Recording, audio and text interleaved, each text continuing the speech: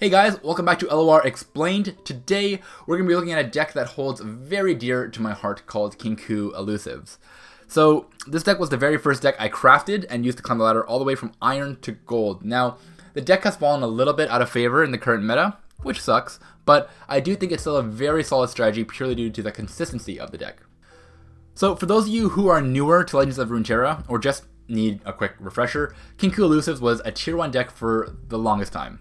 It revolves around this keyword elusive, which says this unit can only be blocked by another elusive unit. With that in mind, our game plan becomes very straightforward. We want to hard mulligan for early elusive units, hit our opponent in the face since they can't block our units anyways, and try to win the game before they can stabilize and draw some sort of board wipe. Now, the great thing about Kinkou Elusives is that I personally think this deck is really good at winning games against favorable matchups, while still having a really good chance against tough ones. Anyways, enough about me talking about the deck, let's jump in and look at the cards that actually make up Kinkou Elusives. So as I mentioned earlier, the core of this deck revolves around playing elusive units. We want to make sure we get in as much elusive pressure as we can, so in this deck we're going to include a full playset of Navori Blade Scout, Navori Conscriptor, Green Glade Duo, Shadow Assassin, Kinkou Lifeblade, and Windfarer Hatchling. Ideally, you want to have Green Glade Duo in your hand because it's probably our best elusive unit, and it deals the most damage. However, Blade Scout, Conscriptor, and Shadow Assassin are all good options too. Our opponent can't block anyways, so we just want to get units on the board. It's worth noting that recalling a unit through Navori Conscriptor is especially good in this deck, since most of our units have some sort of play effect.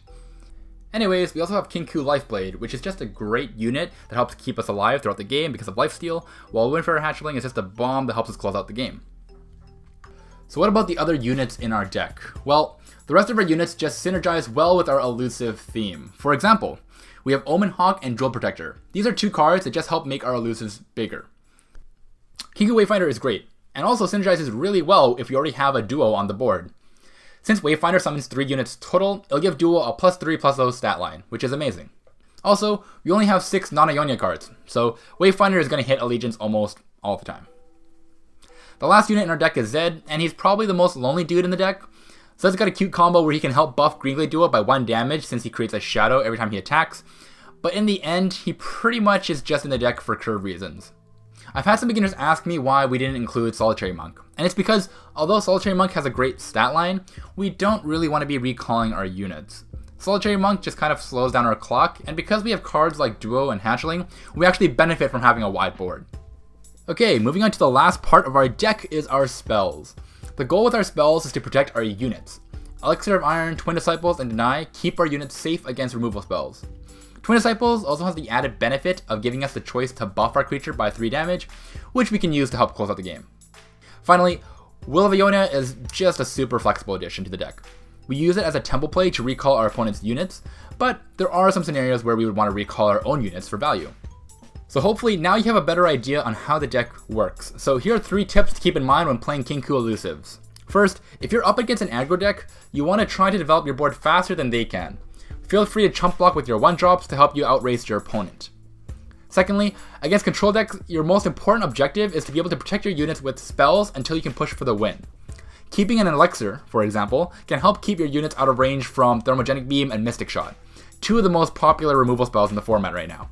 Finally, I know I said Green Blade Duo is our ideal elusive creature, however, Navori Conscriptor can also be a great keep, especially when you already have a Blade Scout or Omen Hawk in hand. Okay, with the tips out of the way, let's review Kinkou Elusives. Kinkou Elusives has one game plan. You play your elusives, you attack with them, you buff them, you protect the heck out of them. And outside of Will of Ionia, the deck doesn't really have any ways of interacting with the opponent. So some people say that makes the deck boring, but honestly I like that. Having a straightforward deck means I can't mess up. So if you're like me and you enjoy playing LoR while watching TV and like doing other chores and stuff, this might be a good deck to pick up.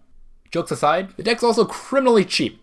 It only has 1 champion and 1 epic, so if you're looking for a cheap competitive deck to get into, considering how expensive other decks are in the format right now, Kinkou Elusives is a great option.